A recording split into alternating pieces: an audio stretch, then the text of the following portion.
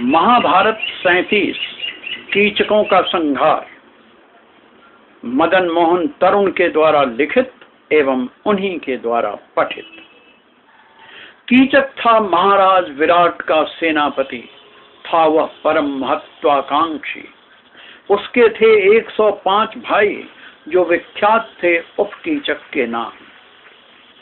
वे भी थे कीचक जैसे ही बलवान। कीचक भाई था महारानी सुदेशना का। उसने लड़े थे अनेकों युद्ध, विजयी हुआ था वह सदा। इसीलिए आसपास के राज्यों पर प्रभाव था उसका बड़ा गहरा। इसीलिए चुप रहते थे महाराज विराट भी उसके कई कर्मों दुष्कर्मों पर। किंतु स्वयं थे वे वीर, न्यायी, उदार। फिर भी उन्हें खोज थी किसी नए सहाय की, प्रतीक्षा थी उन्हें उपयुक्त समय की। जब पांडव आए छद्मवेश में उनके आश्रय में, तो सहसा नहीं हुआ उन्हें विश्वास कि हो सकता है वज्र से शरीर वाला पुंसत्व विहीन, जानता हो केवल नाचना, गाना और ढोलक बजाना। विराट वपुधारी वल्लभ क्या हो सकता है केवल एक मामूली पाक शास्त्री? दिव्य स्वर्णाभ शरीर वाला देवता सा महापुरुष हो सकता है क्या केवल जुआरी? इसी प्रकार सुदेशना सोचती थी सैरंध्री के बारे में। दिव्य अप्सरासी यह सुंदरी चरित्रवती हो सकती है क्या केवल द्रौपदी की परिचारिका? किंतु नियति की लीला का नहीं पा सकता कोई पार, आपस में चर्चा करते थे सुदेशना और विराट। एक दिन कीचक ने देखा द्रौपदी को, समझ नहीं पाया यह क्या देखा उसने अचानक। घर के भीतर कैसे उग सकता है पूर्णिमा का चांद? कौन है यह रूपसी जिसे देख रहा हूं पहली बार? पूछा उसने अपनी बहन सुदेशना से। समझकर उसके मन में जागृत विकार, कहा सुदेशना ने, मत रखो उसके बारे में कोई धूमिल विचार। आश्वासन दिया है मैंने उसे, नहीं भेजूंगी उसे किसी पुरुष के पास। उसके रक्षक हैं 5 गंधर्व, वह नहीं मिल सकती तुम्हें किसी भी प्रकार। किंतु कीचक तो कीचक ही था। हर स्त्री थी उसकी दृष्टि में भोग का सामान। एक दिन उसने पकड़ लिया द्रौपदी का हाथ और कर दी उसके प्रति व्यक्त अपनी लालसा। छुड़ा हाथ तीव्रता से झटक कर बतलाई द्रौपदी ने उसे उसकी मर्यादा। फिर भी नियति बली थी, नहीं माना वह अभागा।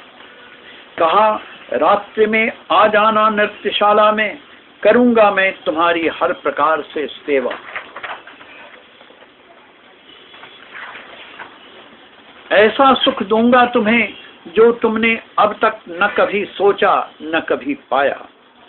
द्रौपदी ने महाबली भीम को सब बतलाया। रात्रि में सज धज कर कीचक नृत्यशाला में आया। रूप का आसव तन मन में भरकर पीने को उसका मन था व्यग्र, किंतु वहां तो जैसे तूफान सा आया। इसके पहले कि वह समझ सके कुछ भी, क्रुद्ध भीम ने उसे बाहों से ऊपर उठाया, फिर पटक दिया धरती पर। लगा कीचक को जैसे टूक टूक हो गई काया। महाबली भीम ने किया यही बार बार, जब तक उसका अंत नहीं आया। हो गई असंभव सी घटना यह विख्यात पूरे जनपद में। ज्ञात हुआ यह उसके 105 भाइयों को, न रही उनके क्रोध और धैर्य की कोई सीमा। कहा महारानी सुदेशना ने, दासी सैरंध्री है भ्राता कीचक के वध का कारण। क्रुद्धोप कीचकों ने बांध दिया द्रौपदी को कीचक की अर्थी से और ले चले उसे भी जलाने को स्मशान। व्यग्र द्रौपदी ने पुकारा महाबली भीम को। सुनकर पहुंचे महाबली भीम स्मशान और मार डाला समस्त उपकीचकों को और चिता की अग्नि में कर डाला उनका श्राद्ध। ग्रीष्मकालीन जंगल में जैसे फैलती है आग, वैसे ही फैल गया चारों ओर यह अविश्वसनीय समाचार। महाराज विराट को पाकर सेनापति विहीन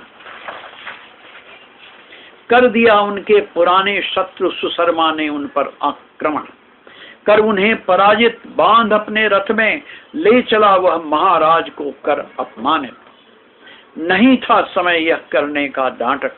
महाबली भीम ने दौड़कर पकड़ लिया सुशर्मा को, बांध दिया उसे उसी के रथ से, ले आए उसी रथ से महाराजा को पुनः अपने दरबार में वापस।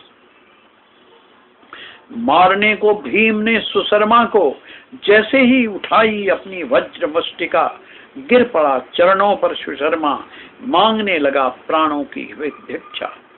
महाराज ने कर दिया उसे क्षमा, किंतु बोले महाबली भीम, जीवन भर महाराज की दास्ता की सौगंध खाओ, तब लौटकर घर जाओ। महाराज के चरणों पर लौटकर सुशर्मा ने दिया वचन। तब बोले भीमसेन, अब तुम जाओ। जब कौरवों को हुई यह कथा ज्ञात, समझ गए पांडवों को छोड़ नहीं कर सकता कोई और यह असंभव कार्य। कर दिया उन्होंने महाराज पर आक्रमण, ताकि प्रकट हो जाए पांडवों का रहस्य और वे फिर से सेवन करें 13 वर्षों का पूर्ववत वन जीवन।